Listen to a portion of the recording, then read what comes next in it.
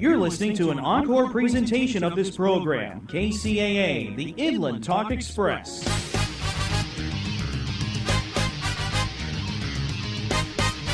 And now, ladies and gentlemen, it's time for the greatest real estate investment show ever. Here's the flip-flop investor himself, Todd Bayer. Hey everyone, this is the Flip-Flop Investor Show, and I am your host, Todd Bayer, the Flip-Flop Investor himself. Every week we get together and talk about real estate investing here in the Inland Empire. We usually get together with a local expert. Sometimes we get together with a local newbie and talk about real estate investing, who they are, what they do, and hopefully that inspires you in some way to invest in real estate, or maybe get yourself out of the stock market and get yourself into the real estate market or something. That's just what we hope to do. Today in the studio we have a very special guest. He's actually, it's the fourth time he's been on the show, and yeah, we're happy to have him. He was our first ever guest on the show, and now he's back again to tell us all his new trade secrets that he's been hiding out all these last few months. So please welcome Jim Keller. How you doing, Jim? Hey, I am great, man. It's nice to be here. Very exciting, actually. This office is fantastic. I absolutely love the new studio. It's awesome. Yeah, we call it the studio, but it's also my office. But yeah, I love it. Thank you. Yeah, I've spent a lot of time and money on this. Things must be going well. Things are going well for us. Yeah, we're doing really, really well. We're as busy as we've ever been at this moment. So, you know, sometimes taking the little break out here during the day to do the show is sometimes like, oh, you know, I got so much stuff to do. I can imagine. I know I'm really looking forward to the Christmas party. It's going to be really fun. Oh, you're talking about the Inland Empire Real Estate Investment Club Christmas party. Yeah, it's going to be tomorrow night. Oh man, I can't wait. It's going to be so fun. What, you do all the door prizes? Yeah, door prizes. We got an open bar. I don't know if that's a good idea or not. We're going to find out. I'll tell you what. I'm going to get my money's worth. For $50, I get to eat all the food I want and booze. Well, $50 if you prepaid. You know, because for all the people that RSVP, you know, I'd say today's the deadline, because only smart people listen to this show. I can tell you right now, anyone listening is going to prepay. I guarantee you. You know, last year we thought the same thing, but like 60% of the people that came didn't prepay. They paid at the door and paid. It's all the new blood, man, that you guys attract because of the cool event. I'm looking forward to it. It's going to be cool. It's going to be a blast. It's going to be a pajama party, but a pajama party, but not mandatory. You don't have to wear pajamas, but there's a rumor that there may be a pajama contest. I'm sorry, it's really hard for me to keep a straight face. We're going to go to a pajama party. Yeah, it's going to be fun. It's going to be a grown-up pajama party, real estate investor networking event. It's just a lot of fun. We just mostly focus on networking, but also we talk about the Flippy Award, which is the flip of the year. So all the contestants, all the people that are trying out to win the Flippy Award for 2017 are going to be presenting their best flip that they did all year. So, well, I gave my best last year and was beat out by Drew. Yes, exactly. Which they were very deserving. But I told my wife, I go, if you want to win this award, I think she ought to put her best foot forward on it. So I think she's at home right now trying to figure out which one she's going to put on the list. Well, it's a little late because the deadline was Monday. So. Oh man, are you kidding me? Yeah, but you know, who knows? Well, maybe if there's, you know, I don't know if the judges are taking bribes, but you know, I wouldn't put it past them. Listen, if they're taking bribes, I want that book list, okay? I'm putting my name on that one right away. So the book list, yeah, that's going to be one of the door prizes. It's going to be the list of all the books that we recommend people read. We're going to give away this one big stack. So you're going to get all of the books. So instant real estate investor library, is that what I'm Pretty much. And these are the books that, you know, myself, Steven, some of the other club members have all gone through, and we've said these are hands down, these are the best books if you want to become a real estate investor. Things like Rich Dad, Poor Dad, Building Wealth One House at a Time by John Schaub, you know, books like that. So if you're interested, come to the party tomorrow night. It's going to be at the Citrus State Historic Park in Riverside. Isn't that off of La Sierra and Lincoln, I think it is? Nope, you're completely the other side of town. It's on Van Buren and Dufferin. Oh, there you go. Yeah, so it's kind of in between Orange Crest and Riverside, 91. Awesome, good news. You know, funny thing is, you're talking about the books, okay? Yeah. I told a friend of mine earlier today. I was at breakfast, and I said, "Oh yeah, I got a radio show appearance. It's going to be fun. I've done it a couple times before." And he kind of looked at me a little strangely, like, dude, we're doing a deal here, and you're leaving, like, to do a radio show? Like, what are you thinking about? Well, when NBC makes the call, you don't say no. Well, there you go. That's exactly right. That's, you know, that is funny because that's exactly what I said. I go, well, you know, it's just NBC. You know, I kind of laughed. But I told them, I said, no, it's the education. The education is what's cool about what I really like. That's what you guys offer. Yeah. And, I go to other club meetings. And I'm not by all means down talking any of the other clubs out there. They all kind of have their own little niche. But the level of education that I personally have gotten from, the council from you, the council from Steve, a lot of the other members, it just kind of makes my job a lot easier for some real heady stuff. Like, how do you syndicate? What if I want to start offering people, if I want to start getting loans or giving them trust deeds so I can purchase even more properties?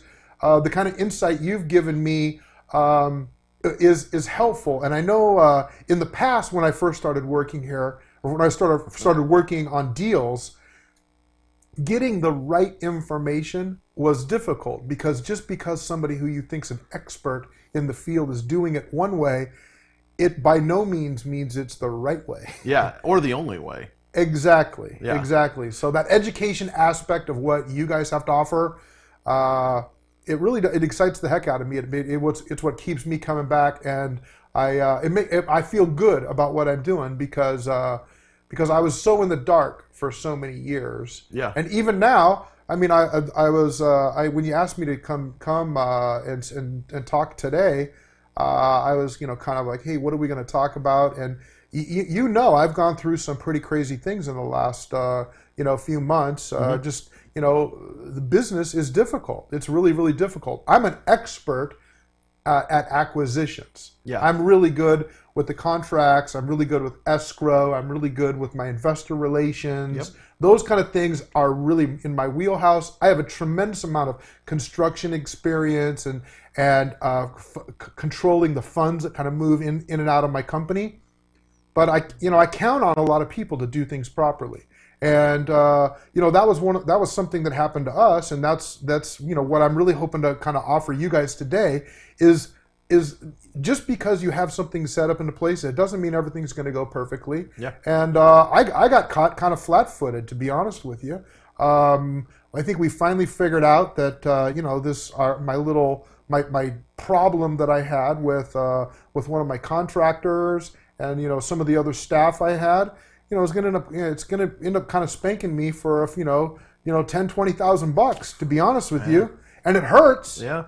But fortunately, we purchased the properties properly. We had a good plan on how to get out of them, and I've got one property in particular in the Wood Streets we're gonna get some red ink, unfortunately, on that one deal, but. At least we're going to get out of the situation we're in. And the best part is I brought in, a great contractor and a great manager. I know you know who I'm talking about. I do. And I'm actually better. Yeah. So I'm actually better today, way better today than I was 2 months ago. And if all that cost me was $18,000. Yeah, I'm way ahead of the game, and it cheap feels education. good. Cheap education. Yeah, exactly. Cheap education. But that's why they call it the Flip Flop Investor Show, because we talk about the flips, we talk about the flops. You know, so those flops are the ones you end up learning more on than you do on the flips sometimes, because the flips, you're just a genius, and you had this all planned out, and it worked out exactly as you thought it would. But on the flop, you're like, okay, what went wrong? And you got to go back and sort of figure out where was the breakdown here, and oftentimes it's in communication with your team. I know for us, we had a lot more issues before we started implementing Slack. Slack is an app that we use for communication between all the parties involved in a deal. So if we have, 1, 2, 3 Main Streets of flip, we have the contractor on there, we have the realtor on there, we have myself, Steven, our admin, and Tyler, and also our in-house acquisitions guy. Everybody's on the same channel, so we can all talk about that deal. So if, for example, a house gets broken into, we can have people there. Everyone knows. Yeah, everybody knows about it right at the same time, and everybody knows what they need to do at that point. Well, it's no secret from your counsel. I mean, that's essentially what we went to. We went to the Slack app, and first of all, I love it. It's very expensive. It's free. Okay, you have to run it on your phone. Sure. I mean, okay, And it's just fantastic because having everything in your pocket, everything on your phone. And so it can be a Sunday evening, and I can be at my mother-in-law's house, and if there's a problem on the house, I know about it, and I didn't say I had to respond. Right. But I know the chatter that's going back and forth. I know what contractors are out that day. If there's a big hubbub going on at one of the projects, and let's say I was scheduled to have an investor there, I can take them to another property. I love it, and I can't believe I spent the first couple of years, flipping at, I think, a pretty high level without it. It kind of freaks me out. Yeah, because you think about all the phone calls you have to make. Let's assume you're the one that got privy to the information first. The house was broken into. Now you have to call everybody in sequence. You know, and the amount of time you save on just putting it on the channel once, and everybody sees it, and everybody knows what to do at that point. And you can assign a task to somebody straight to it. Right there, you can say, hey, John, I need you to go to the house and fill out a police report. Whatever. That's the next step. Well, I think that's what I like probably about it the most is I can be intense about a problem, and I mean I can actually cause myself more trouble because of the intensity and and it's just sort of, it's my nature. It's I've always been sort of a dysfunctional guy, so overreacting is kind of what I do really well. Okay. So the Slack has enabled me to kind of take more of a 40,000 feet in the air sort of view of my business. Right. And because of it, it's brought a new level of confidence. And like, for instance, I spent all day yesterday working on the acquisition for 3 new properties. And these are all 3 of these properties are outside of what I would say my typical deals. I would say 80% of my transactions are within 20 miles of my house, which I live in Riverside. Yeah. So I have these new contracts are in a great city that I know you love doing deals in, Pacific Palisades. Oh, wonderful. Yeah. Yes, exactly. So I've got a Pacific Palisades, and unfortunately, it's at the very top edge. It's way above the Getty Museum up there. Okay. So I've got that one, which I got to tell you, before I had Slack and before I had the control that I would have, I probably would have passed on it because it's just too far away and it's too much going on there. But with the new system, because of my problems that I've had to enact this new system, I have a lot more confidence when it comes to stuff like that. So I've got Pacific Palisades, Costa Mesa, and Anaheim. The Anaheim project is we do a lot of business in Anaheim, so that's really not much of a stretch for me. But it's still nice. The system allows me to take on more responsibility and to expand my footprint in the area, which only means a better bottom line for us. And I'm sure it'll be more. There'll be challenges, but at least I know I have the ongoing day-to-day operations of them handled well. And I gotta say thank you, man. I gotta say thank you, because I got to tell you, I don't know where I'd be today if I didn't come to you guys and say, hey, what do you think here? And a lot of it was done through your construction manager, which you graciously helped me out with. Well, you originally hooked us up with the guy. I know. I think that's actually it's actually a good story. Didn't he do your kitchen for you? Yeah, he did. I think that's the way it happened. Yeah. Personal kitchen, yeah. But yeah, he did my personal kitchen. Then he did a couple flips for us as well. And then he wanted to take on a different role. He didn't want to be a contractor anymore. What he wanted to do was be a project manager, where he would oversee multiple contractors. And he just didn't want to be the contractor anymore, where he had to be on site, directing people. I think he's making more money doing it this way. I think he's making more money. I think he's happier. And so that's another nice thing we could talk about. Yeah. Because I really like the idea of this resource that we have and this capital. It's human capital. Okay, so we have certain people that I know you guys do. You guys are it for me. I like to be able to come to you guys and say, hey, I was thinking of doing it this way, and just hearing, yeah, Jim, you're on the right path. It frees me. It frees me. It allows me to go somewhere else. And we give you permission to do stuff. Well, yeah, I guess that is it. But it's for me. I'm sort of, or not sort of, I'm the manic depressant. I'm the manic guy. I'm like, God, I got a million things going on in my head. And for me to be able to come back and and kind of validate the real good ideas or the outside the box thinking or the real touchdowns, for me to be able to validate that and move on quickly and go to the next touchdown is really what you guys, what that leveraging human capital really kind of means to me. And when I see what's happened to our manager, okay, Yeah.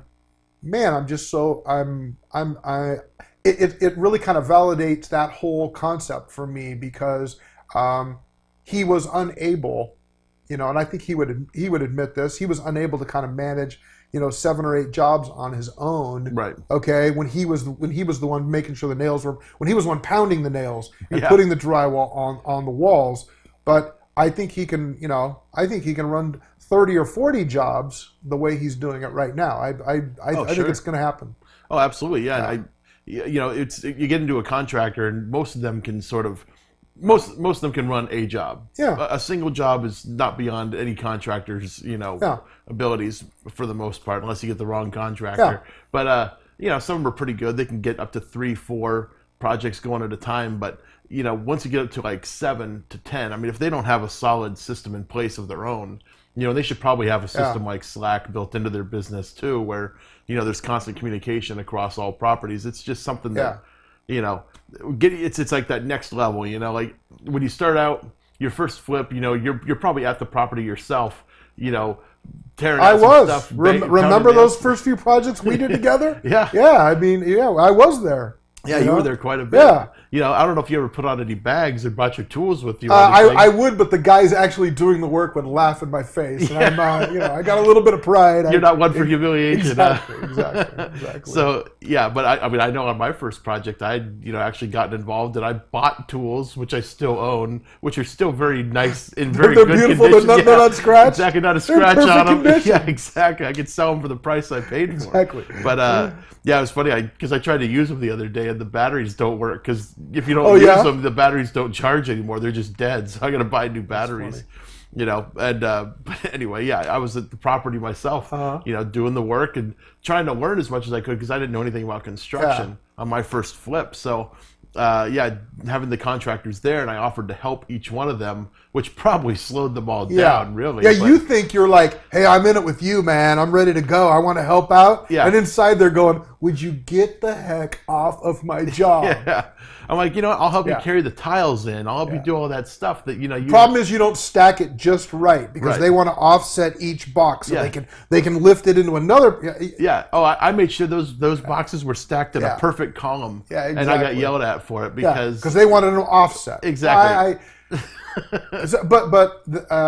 So now you've got all of this experience, and now you realize, wow, there is a rhyme or reason to all of this stuff. And I think that's really what the whole education, I mean, not that I'm trying to throw a class at you here or anything, but the idea is that I love that the guys that do this right, the guys that do this at a really high level, have amazing systems, and those systems are what leverage them into operating 10 and 15 and 20 and 40 houses at a time. Yeah. And I always I had an idea that was the case. I knew that that's where it was. But I mean, I've got this big thing. I want to do 50 deals in 2018. Okay. Okay. So I've got to buy about 5 houses. 5 houses a month. That way, if I only do 3 one month, I'll still be able to make my goal. Sure. Okay. I don't believe I'm going to have a problem with the acquisitions of it, because I control the acquisitions in our company. I'm not like you guys yet. I don't have an acquisitions manager. Yeah. Maybe one day I will. But I know my capabilities. I know I'm able to do that. I know I can manage those deals. But for me, it's I got the deal out in Pacific Palisades. My first phone call, which in the past probably wouldn't have been this phone call, but I called the construction manager, and said, hey, do we have the capabilities to do this? And by the way, you do have the authority to red light this entire project. Yeah. So if you don't think we can pull this off, if you don't think we're capable, our systems aren't strong enough to support a project 100 miles or 80 miles from our home base, let me know now, and I'll sell the project to somebody else or whatever. Yeah. And by the way, I do have a great contractor out there. that I'm sure Mike will love to work with. Oh, cool. Yeah, and not the guy that we used. I was just going to say, I think I've met a couple contractors out there. Yeah. Yeah. Oh, wonderful. Yeah, no, this guy's great. He works with a guy that builds a lot in that area. So, oh, wonderful. Yeah, I'll after the show I'll give you his info. So you can I call knew there him was up. a reason I was here. Yeah, there was. That was the reason. Was it. Yeah. Let's kind of flash back a little bit because I don't know if we've talked about really how you got into real estate in the first place. All right. Well, so a funny story is, so I had, unfortunately she's passed, I had an Aunt May. And Aunt May was a lovely lady. Aunt May, I remember one time, so I remember one time her saying, why would you ever want to get into real estate? Because when I was 16 and 17 years old, I wanted to be in real estate. And it's an odd choice as a high schooler. Well, you know, my mom and dad owned a lot of rental property when I was growing up. Okay. And my dad had a construction company, and I grew up, you know, putting roofs on houses and being the hod tender for plasterers and cleaning up job sites. And, you know, I grew up doing that as a kid.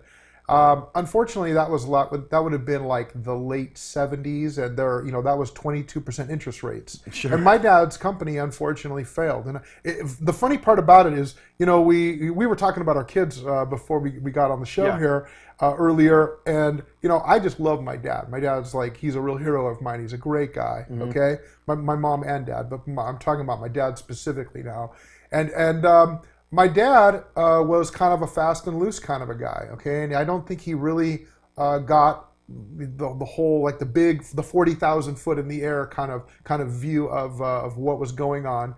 And he did really well construction-wise, and he got into a real estate office. And this real estate agent was a top-notch real estate agent, and it was actually a broker. And this was a time when if you didn't want your house, you just go over to the real estate office, and he'd say, well, I'd be happy to do a wraparound or a subject to offer. And he'd give the people $2,000, and they'd sign the deed over to these people. And the broker would go back into the office, and they'd literally have an auction in the site. And so my mom and dad purchased a lot of homes this way. Right. It was kind of neat.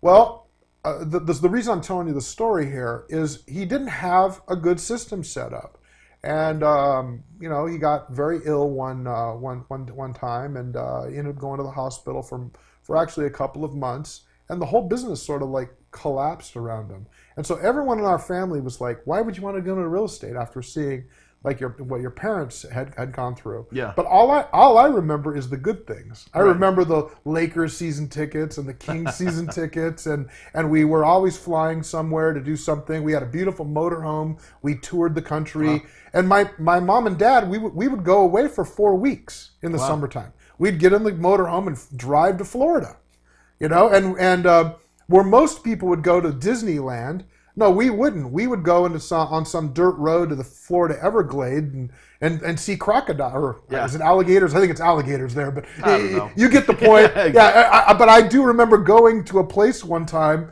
and the guy said, throw a shoe under your motorhome in the morning because the alligators like the warmth of the metal vehicle. Okay. And they will go underneath your car, or underneath your motorhome, and in the morning when you walk out, you become alligator food. Okay. So I remember opening up the door, and we literally took a shoe and threw it underneath there to seeing if we would stir anything around. Yeah. So that was my childhood and the freedom that I got from that.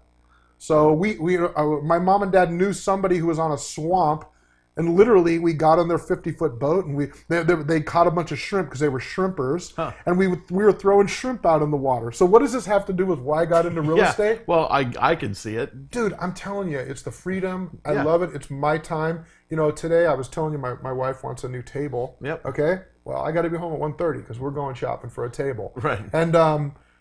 And I love, and don't get me wrong, I work my tail off, and I know you do too, but the freedom of being able to do that and to do it on my time, it's worth the headache and the hassle. Yeah. You know? And I was kind of joking. I know the TV is only for YouTube, but I put my hands up here on my forehead, and when I get a little stressed out, and it's no it's actually, I think I brought it on myself. My hairline just keeps getting taller and taller and taller from rubbing. So I know it's hard work and all, but the freedom is really what kind of drives me. And it's the why. It's the why I do this. So I saw this with my parents.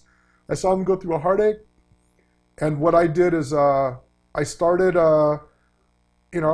just dreaming of doing these deals. I really did. I wrote out more paper than you could ever imagine. But I did something that I hope everyone hears me say.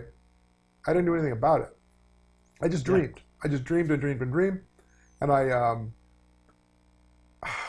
don't know. I was probably 34 years old, something like that. And I'd kind of failed at a lot of things. You know, I just never. My passion was real estate. Yeah. But I did a lot of a lot of sales, and I did construction. I did a lot of things like that. Yeah, I know you sold windows. I sold, and what's cool about that is I learned a lot about like products, and I learned a lot. I learned how to understand building plans and permits and things like that, which has come in handy now. But I kind of disappointed my wife one more time, and finally I said, I'm going to go work at Track Homes, and I'd already been doing loans. And I was really a mediocre lender. I don't work well with others. I honestly, I don't. I mean, I've figured that out with myself, that I'm a kind of a independent guy, and I'm selfish, and I want what I want when I want it. Yeah. And I wasn't a good service provider for loans. So I started doing new home sales. And I got a job with a guy, his name is Louis Norwood, and he owned a company called Temps for Tracks. Okay. And I was a temp worker, and I remember making $11 an hour. Hey, that's not bad. God, it was $11 an hour, and I was like, honey, we can do it. I know we can do it. So I worked with them for about a month, and then I got on with Forecast Homes.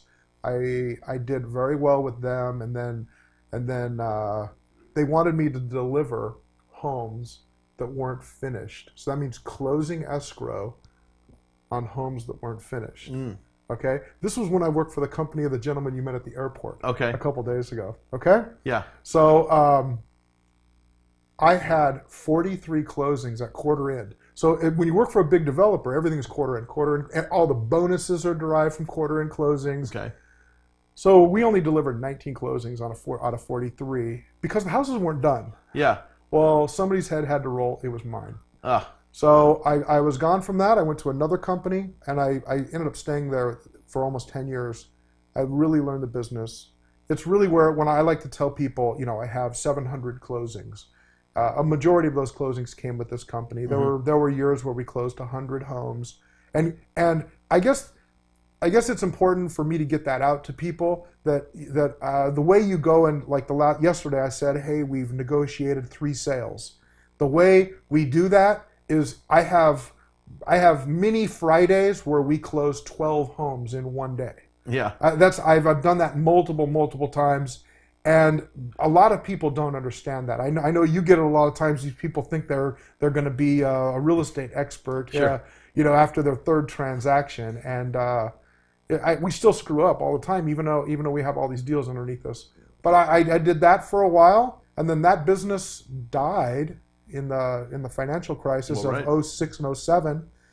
I started doing resale business, and it's a great, I like resale a lot. I wasn't really all that great at it in the beginning. My wife and I kind of did it together. We had some success. I purchased my first flip home in 2009, and I only did a couple of deals after that, and then finally I said, hey, I can't do this. I can't not do this business anymore, because I'd missed, because of this dreaming I was talking about. Right. So I missed the big buildup in the 80s. Sure. Okay. I missed that. Yeah. Okay. 87, dreaming it away. Yeah. Okay. And then everything came to an end in 1990 because all the bases closed. Yep. And then there was a big buildup after that. Right. I missed that. Okay. Then I missed the big build because I was selling real estate. I was, that's. I hope all the realtors that are listening hear me say this. I was selling all of the stuff to other people and watching them make $70,000, $80,000, $90,000, $100,000 a deal on stuff that I was so excited because I double-end. I double-ended a $208,000 transaction. I made $12,400. Boy, I was so proud of myself. And then 4 months later, I see it back on the market for $160,000 more than I sold them the property for. That happened to me a few times, and I realized I'm doing this the wrong way. Oh, yeah. Yeah, I mean, you know. It was probably you I sold the damn house to. It might have. I don't know. Exactly. Might have been. Who knows? So from there, I did my... when I say like my modern flipping business that I have really started in Moreno Valley, and although I don't really remember all the numbers, I do remember getting a check for $27,000. Okay. And I said to myself, wow, if I can make $27,000 on one deal, I can do 5 of them. And if I can do 5, I can do more. Yeah. So we've got 17 in inventory right now, and a couple of those are like new build up, ground up homes that we're building. Sure. My happiest, I'm like a boat owner. You know anyone that ever bought a big yacht? The day I buy it, I'm so excited, and the day I sell it, everything else in between sucks. It's just one more mouth I got to feed. It's one more problem. Yesterday, I got a phone call from the San Bernardino Police Department. Oh, yeah? Lovely people. Oh, okay? yeah. This is a really good story. I got to tell you this. Okay, we got to hear this one. Okay. So, I'm at the house working away, and the police, the contractor calls, the manager calls and says, hey, the police, there's a squatter that's trying to get in, that says they have a lease agreement for the San Bernardino property. Okay. So the short story is 5 weeks ago, the same thing happened, but it was a little uglier because there were guns pulled, and it was kind of frightening. Okay, the police came out. We were able to get rid of the people that were there, and everything's fine. So we disabled the electrical box. We took out the meter, the water meter. We put plugs in the gas meter, so no one could turn anything on and get any kind of occupancy in the property. Yeah. So we went through quite a bit of things, and yes, that was a nice trick that maybe anyone listening can hear. That this is you have to do this. You have to protect your asset. Of course. Okay. So, and we also boarded up everything. We did it properly with 2x4s on the insides, with all threads. We really spent a lot of money making sure the place is secure because we don't want a code violation. That's really what we're after. So anyway, plus I don't know if you know this, but City of San Bernardino, we get it all the time when we do a deal in the city of San Bernardino. They'll send out a notice if they think that you're renting the property out, and because you have to register the property as a rental. I didn't know that, but thank God we weren't renting. Okay, yeah.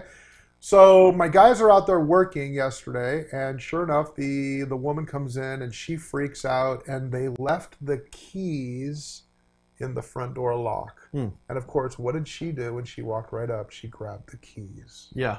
Okay, so now she's got custody of our keys, and she's making a big scene. So I told the guys to call the police. The police came out. I'm on the phone with them. And basically, she made a mistake by telling the police, oh, I've been here since May. Huh. Well, they were just out there 4 weeks ago with a whole nother group. So, clearly she was... And to the credit of the San Bernardino Police Department, they were actually very nice. And I was a little over the top, trying to prove my point with them. But they got out of the property, and we got custody back of the property. But things like this are stuff that comes up every day in our business, and really being able to quickly and efficiently handle things like that are I don't want to say are a new thing for me, but I'm trying to do it without increasing my blood pressure. I'm trying to do it, and the reality is even if I didn't get her out, there's another way to get her out. Yeah. And if that doesn't work, there's another way to get her out. Sure. And it's our asset. We need to protect it. And again, my happiest days are when we close and when we close. Yeah, exactly. The checks are fun, but that doesn't even excite me anymore. I think that's the funny part about our business. Yeah, you make $100,000 on a deal, right? And you're like, oh my God, we made $100,000. But yeah, the excitement wears off. After a little while, you're like, yeah, great. Yeah. Let's move on to the next. Have you ever been listening to a radio show and hear somebody say, well, it's really not about the money, and you just sort of roll your eyes? Yeah. Well, I'm telling you, it's not about the money, man. know. It's not. I'm really enjoying. It's the freedom. I got some good freedom. I get to hang out with fun people. I think, so your question was, how did you get into real estate? I have a long story that of many different positions, of many different like negotiating classes, many different getting my tail handed to me multiple times. And in the end, I just came out as a really well-rounded, I think, businessman that's able to make decisions on the fly and live with those decisions. And that's really what kind of brought me to a place where maybe we'll sell $30 million worth of houses. Maybe we'll do $70 million worth of houses, and this was a dream. Here's the funny thing is when I was selling real estate, I dreamed of selling $70 million worth of real estate, right? Mm-hmm. And what a bad guy I was, okay? I corrected myself there. Because at $70 million, the average percentage is about 2.5%, okay? Yeah. How much of a staff would I need to close $70 million of real estate as a real estate agent, okay? I bet you if I was lucky, I know what the national average is, and people would be surprised. Agents that sell over $20 million of real estate only retain 20% of their commission. That's the national average. That sounds about right. Okay? So I don't, and when it comes to organization, I'm organizationally challenged. I don't think I would be making that much, but let's just say I was. It's not enough for the aggravation.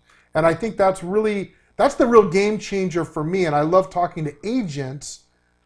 Now they all think that I'm wrong. That's the best part of it. But I don't know what I'm talking about. But the reality is that let's say you're fantastic at the process of putting together a business. Even if you could retain 25% of your income, it's not enough. 25% of 2.5%, it's not enough. Or 2.25%, it's not enough to be on call 24/7, to take financial responsibility for all of it. If you're selling $70 million, you've got ancillary services going out to $5 or $8 million in construction, escrow, title, inspection fees, termites, all of this stuff. The responsibility. So if someone doesn't get paid, so for instance, I have a 5-figure. Is it 5 figures? I have a 5-figure lumber bill that Kcaa Lumber came calling to me for. Yeah. This is a bill I know I already paid, but I screwed up and I didn't get my final unconditional lien release. Okay, your unconditional release of final payment. Yeah. Okay, because I'm smart, because I'm a baller, because I am the most reckless guy in the world. Yeah. With my own money. With your money, Todd. With your money, no, I'll kill people for your money. Your money, I wouldn't kill anybody, but you know what I'm saying. I hear you. With your money, I am a really good guy to have, mind you. But with my money, I wasn't as good as I should have been with it, and so now, consequently, because of that, okay, everybody that works with me has to provide me a unconditional final release, or they don't get paid. Yeah, and it's simple. Sure. And when you deal with the big companies like Kcaa, they're doing all the proper steps ahead of time, because if you don't pay them, they will be able to file the lien properly to get a mechanic's lien on against the property. Absolutely. They're doing it all right. There's a lot of like little small time contractors out there that don't do it right. So, it's kind of like I already know most of them aren't prepared enough to file a lien to begin with. Not that we don't pay our guys, but in the event that one of them had a problem with it, I already know they can't file their lien. So, we stopped using the waivers for the most part. But when you get to like some of the bigger stuff, the bigger contracts, you got to use them. Well, I think the two of us have that same kind of thing. I can't require guys working out of their trucks to do these kind of things, but it's still, this whole situation is the situation I'm talking about with me kind of playing fast and loose with everything has really kind of put a real sharp edge on my own practices, on what I do and how I do it, why I do things, and I guess I'm saying all of this as I was telling you that I love talking to agents, telling them, hey, there's something different. I didn't say better. I said something different out there. Another way for you to make money. Another way to do real estate. My gosh. Yeah. That's it. And that's the I don't know why. I don't know why when I'm talking to some of these people, some of them do sit down and just listen to what I have to say, but I don't know why everyone wouldn't. I don't know why there's not 55 people out of the door right now beating on the door. Yeah. How can I get this? How can I get this? Because this has truly been, life changing for my wife and I. You know us fairly well. Yeah. I mean, we're real simple people. I mean, I'm a simple guy. I don't. You just like having one Rolls Royce in the driveway. I just like having one Rolls Royce. Exactly. It's one private jet. To be real clear, I only know like a marketing guy who flies around in jets. Here, Yeah. Okay, I don't actually do that myself. Okay, so. So I'm not a rap star. Okay, Yeah. I hang out with guys that hang out with rap stars. Yeah. But the point is, is I got a simple life. I like my life to be simple. I like I want to be able to put my head on my pillow at 10:30 and be asleep by 10:45, and be able to wake up and go on and go with my day. And simplicity.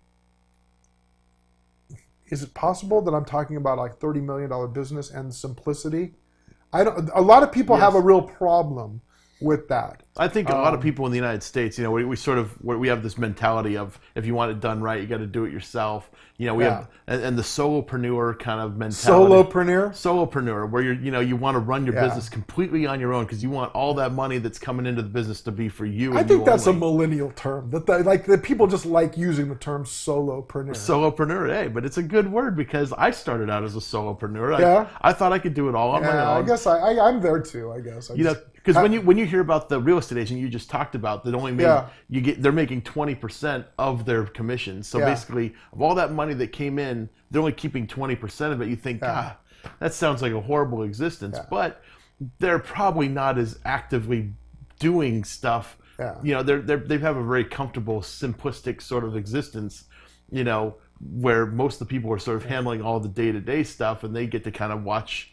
Make sure it's all going right, hire, fire, do all the stuff they need to do. But and they get paid well for doing the things they do well, and that is closing deals, ramrodding things when there's 45 problems and you got 2 days to close. They're really good at checking off those things.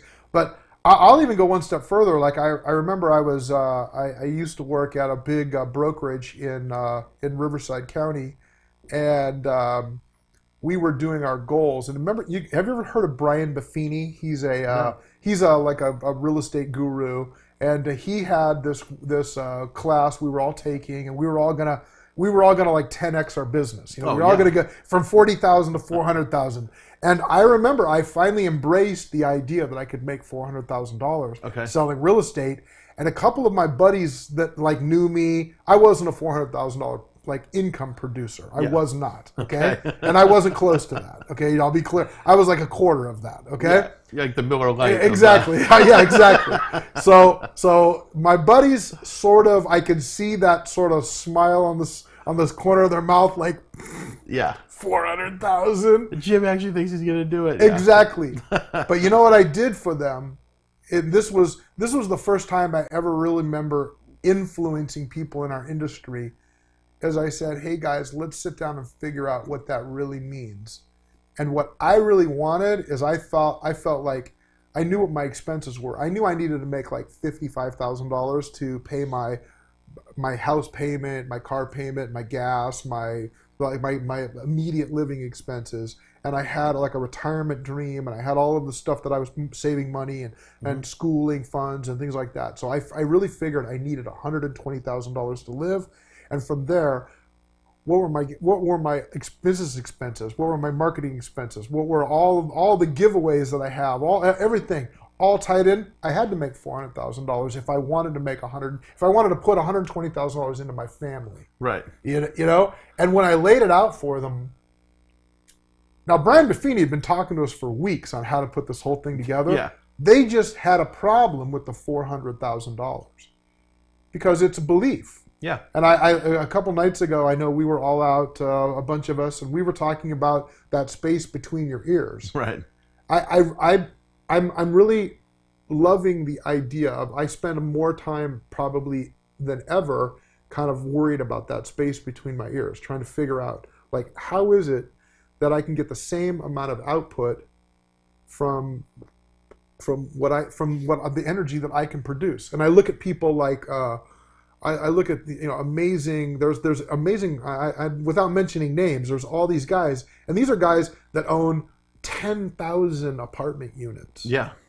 Okay. These are guys that when they go out and they find a 350 unit apartment building, they just put together a syndicate, or they already have the team in place. They don't have to put it together. Sure.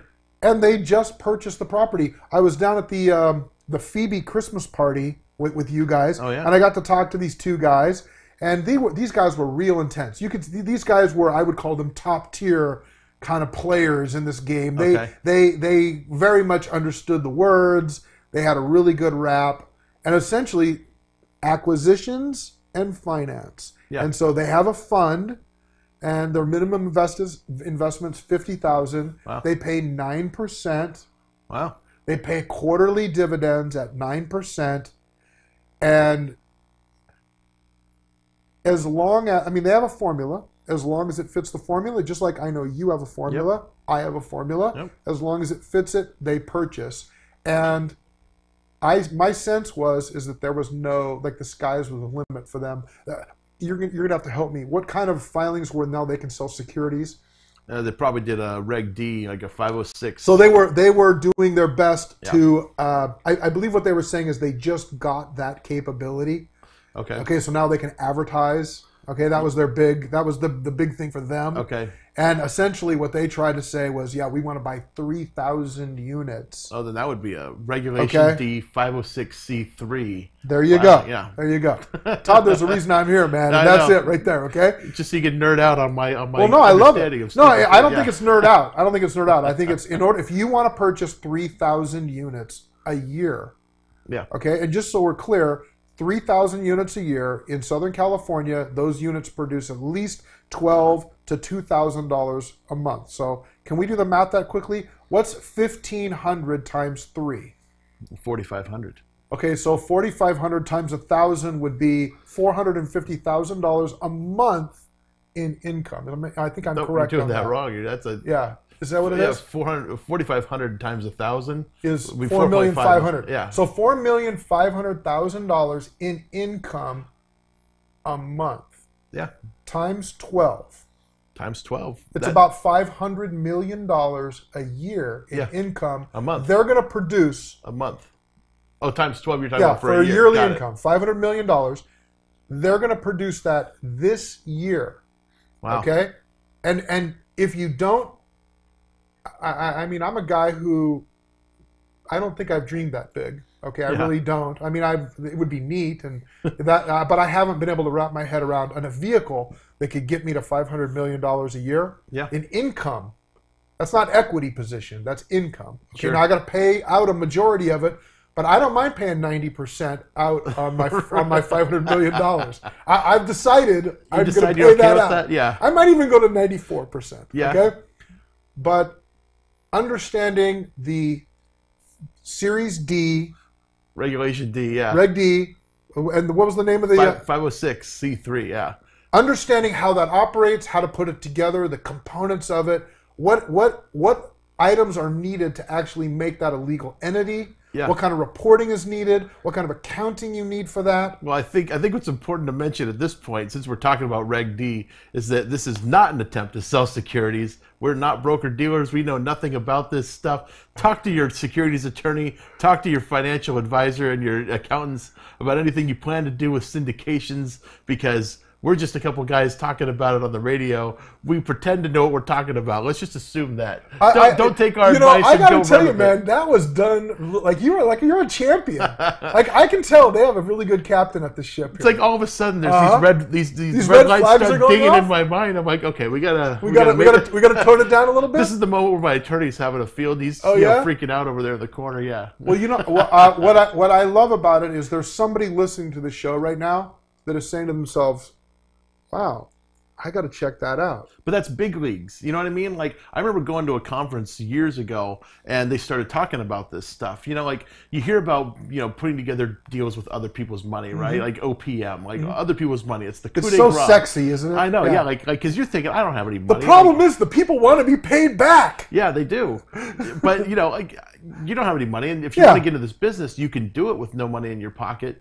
But you need other people's money, and if you start playing with other people's money, you need to know the regulations and the rules involved, because if you screw up, you're risking jail time, you're risking some serious problems. So, it's a big time. When you really get good at this business, you can really start employing that on a much higher level and start bringing capital. And then these syndications where you're buying 3,000 units at a time, it's just, you're just like, it's just another Reg D filing. It's just another thing. We're just putting together a new fund for this. So once you understand the concept of it, and once you've done it a couple times, especially on the smaller scale, then you can talk about the high level stuff where you're buying a skyscraper, and you're buying not just a skyscraper, but multiple skyscrapers. Pretty much what Donald Trump did. It's interesting, isn't it? It is very interesting. And I have to tell you, I love coming to the crg.org site. Oh yeah. Yeah, I don't even know what that is. You don't have crg.org? Of course I know you do. You're probably talking about crg.email. Oh, them too. Okay. Yeah. I'm such an idiot. I thought it was crg.org. No big deal. It's crg.email. crg.email. So at that site, okay, when I logged in, you guys sent out a lot of really good information. Okay, it was nice to see that come back, and I guess really when I start looking to who I'm going to kind of replicate, and that's really, come on, that's all we do, right? Yeah. I mean,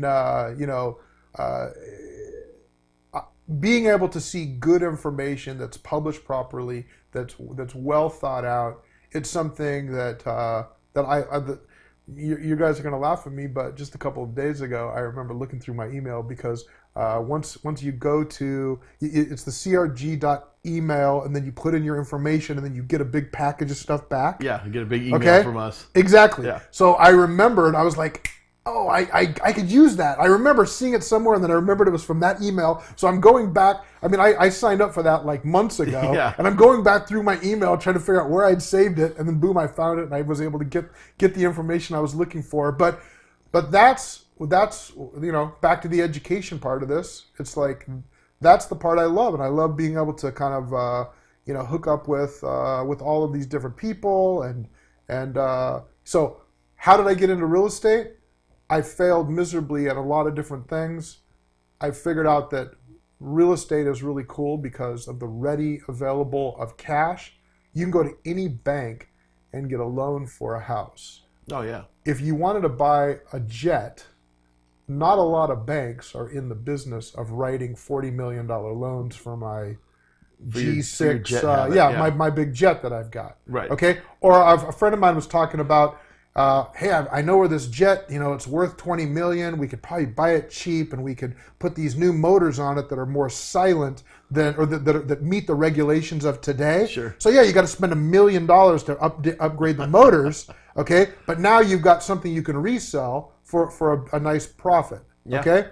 So I mean, it's essentially the business we're in already. Yeah. The problem is that there's 5 banks we can walk to here, and I'll bet you none of them will give me a loan to A, purchase the jet, or to B, put $1 million into the upgrade of it. Yeah, to basically rehab a jet. Yeah, and that's what I love about our business, is not only that, there's 100 guys that I know come into this office every day wanting to put their money into rehabbing because people understand it. Sure. And by all means, they've seen it all on television. It's so simple. Yeah, Anyone exactly. can do it. Well, there's all those great TV shows. I know of a few really good radio shows. Actually, I only know of really one good radio show about flipping real estate. And for those of you dialed in right now, you're listening to it. But it's everywhere. It's more prevalent, so people are more familiar with it. The banks aren't as loose as I think we'd all like them to be with our industry, but they're going to get there eventually. Are you guys working with one in particular bank, or do you guys have kind of like multiple operations, or you don't even go to the banks? We don't even work with a bank. There's no bank out there that we've found that is comfortable enough with the way we like to structure everything. So isn't that interesting? Very interesting. Almost like it's a profit thing for them, and they only want it one way. Yeah. Yep, that's how it is. But hey, we're about out of time. So We are? yeah, I know. Man, Time this flies. was fast. I enjoyed it. We sped the clock up a little bit, so you wouldn't Did- notice. No. So anyway, we should probably wrap up. For those of you people out there that want to get into real estate investing and are interested in checking out the Christmas party, we should push that one more time.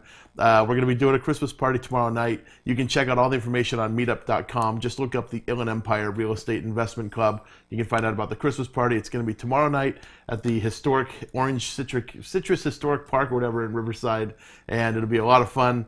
Open bar, all kinds of good stuff. So, and I want to thank my guest Jim Keller for coming on today. Appreciate it, Jim. Thanks a lot, Todd. It was fun. And we'll see you again at the next time we do it. And we'll see everybody else out there next Thursday at 4. And also, we're on Saturdays. If you ever want to tune in on Saturday, you can check us out at 1 o'clock, I think it is, on Saturday afternoons. So anyway, thanks, everyone. Take care. We'll see you next time. Bye-bye.